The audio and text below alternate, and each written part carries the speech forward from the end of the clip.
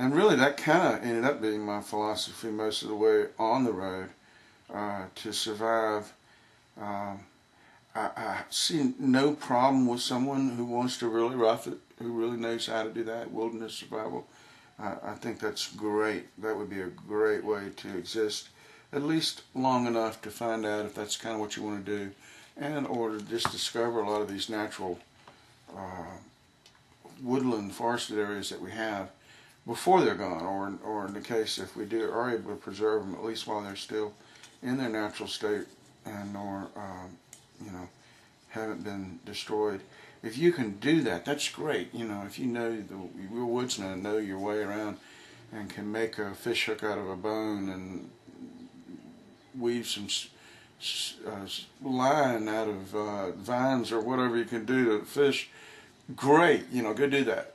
But I wasn't going to be able to get myself up to speed for just doing that in the natural background in the wild, you know, with only a few months of preparation. I mean, you know, I knew some basic survival things. I knew how to maybe construct a loose lean-to and or to start a fire and to do a few other things that I could do. But foraging for plants to eat, I wasn't real good at that. I knew a few plants I could eat, but I didn't know many. I didn't know enough to live off of. I didn't know that much about trapping, like maybe trapping rabbits or mice or squirrels or whatever might be available. I didn't know enough to figure out a easy way, a good way to fish, although all of those would have helped, and if I was just going to purely rough it. But at the same time, in those areas, if you are not real obtrusive, don't try to make yourself too obvious and get in people's way, because then the park rangers are going to run you off. But if you don't become too obtrusive, you can kind of subsist on the sideline of a touristed area like that simply by going through the trash and or panhandling and or one thing I found out in the national parks, most of them, and I think it's true of the whole state of California, but especially the national parks, they have a high bottle deposit. Return your bottles, and they give you like a nickel a bottle or something, a nickel a can. This was back in 1981, before everybody else was doing recycling. I'll try to post a link to that too. I looked it up somewhere, but I believe several states have adopted it as a thing that the whole state offers anywhere. That if you collect enough cans, or if you collect cans and collect bottles, and you return them to a recycling location, I believe at that time it was like a nickel a bottle, nickel a can.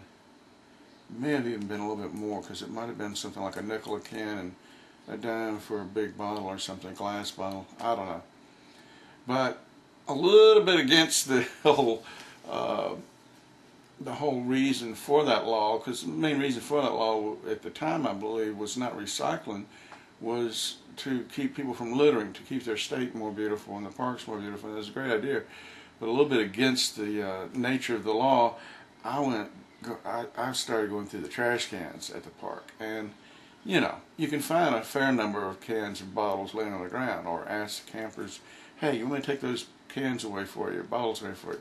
You know, do things that ingratiate yourself, don't become a nuisance, become a help, and gather cans and bottles that way. But it's not really enough. But if you go through the trash cans, you get plenty.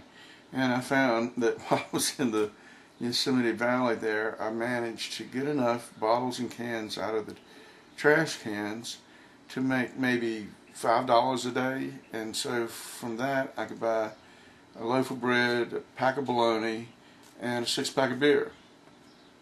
And that was about all I really needed. So that was one of the ways that I made my living, so to speak, while I was in the Yosemite Valley.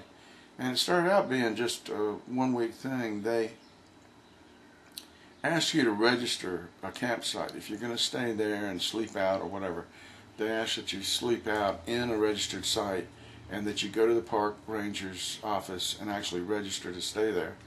And I think it was a nominal fee, something like 50 cents a day or something. And when I first got there, it was pretty amazing that I ran into a guy and his family, but he basically talked to me about getting me set up to stay there because he realized that I was, hitchhiking and was up there on my own kind of. And he said, you might better get a job at the camp store or with the camp area, with the park facilities, the tourist area. And so he set me up to try to get a job. He also found out about, I had a couple of tickets on my record I hadn't paid off, which was jaywalking, drinking on the beach, and walking on the freeway. Those 3 tickets that I got in Los Angeles. And somehow he took care of those. He was a social worker. He worked with, I believe it might even have been Los Angeles Social Services. And I guess he took me under his wing, kind of a personal, private project to take care of a little bit, which is really fortunate for me. So he took care of the tickets, and I think mostly that was just where he arranged with the police department to go ahead and clear them off my record or whatever. I don't know, he may have actually voluntarily paid the fines, and if they were, maybe $20 or something each, I don't know. One way or another that got taken care of, which is really nice, but it helped get over one hurdle for possibly getting a job there. And he showed me how you could pay 50 cents a night and register to a campsite. So I was officially there. I was officially camping. It wasn't like I was in the street bumming around hobo, and I was actually living, so to speak, camping in their campground. And he paid for me to get a shower. I think it's like 25 cents or 50 cents for a shower. And I found out that you could swim in the river that flows through the park there, through the valleys, the Merced River. Ice cold water, just so cold. But I found out you could swim in it, and this is end of the summer, probably August. And so after the first couple of days when I would get a shower, this guy would pay for my shower, I started to just go in to the Merced River, jump into Merced River and kind of semi-shower that way, bathe a little bit that way. I wasn't real hot anyway, so I wasn't anything but maybe a little bit sweaty anyway to begin with. Relatively clean. Wasn't rolling around sleeping in dirt and stuff. But remember I had that little sleeping bag that the guy had given me with that Army surplus store. So at least I had something to sleep on top of. And the Merced River was so cold. It was something really sticks in my mind really strongly even now. When you first jumped in, your whole body you just like freeze up. You just have to kind of struggle to get moving, and you get moving enough to where the blood, I guess, is flowing again. And you kind of get used to the coldness of the water, you kind of numb to it. And so for a little while, 5 or 10 minutes, you could swim around a little bit. But within about 10 minutes, your whole body, all the way down to your bone, would be so cold in that water. And this is in August when it was maybe at least 80 degrees out in the sun. But you'd be so cold in that water that you just have to get out of it. It was really cold. I guess it was a point where your body was cold all the way down to your bones. And so it was good. It wasn't something that you'd like to swim in for an hour or something, but it was good to kind of get a refreshing, rinse off and all. And then I go around and forage the trash cans for cans and bottles to recycle and hike and just explore. It's just beautiful, just gorgeous land. In fact, it's just so beautiful there. After the first week had lapsed, I went back to the park ranger's office and asked if I could stay another week. And normally I don't think they recommend people stay 2 weeks if they hadn't planned on staying 2 weeks. And I was obviously kind of living hand to mouth, so I don't know that they really wanted me to, but I guess they felt like, I was asking nicely, and I don't know. I wasn't trying to be obtrusive or anything, so they kind of took pity on me and let me have an extension, a second week that I got to stay there. I did try to apply for the job. I didn't get a job.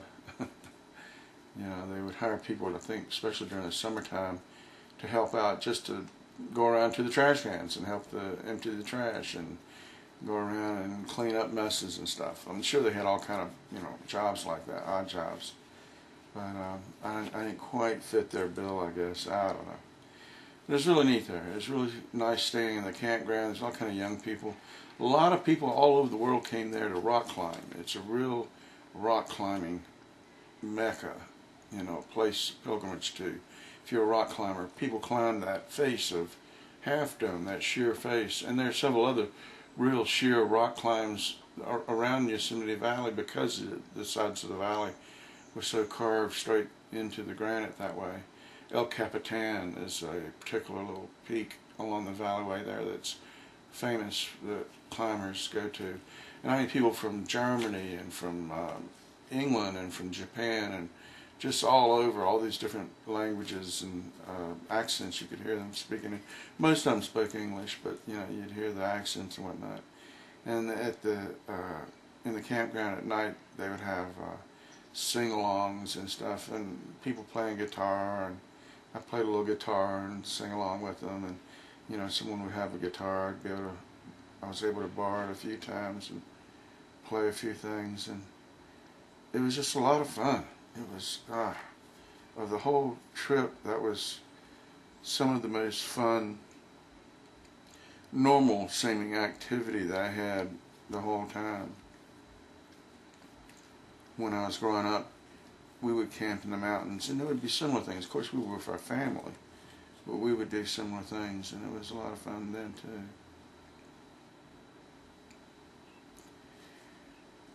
But after a while, it started to get cooler, and the park rangers would only extend my stay so long. I forget if I actually maybe stayed a little longer than 2 weeks. It's possible I had another few extra days in there, but I think it was about 2 weeks. And then I was off to Sacramento. That was the next place, the capital of California. And Sutter's Mill, site of one of the famous gold rushes in California, was Sutter's Mill, right there in Old Town Sacramento, California, the capital. We will be going there next.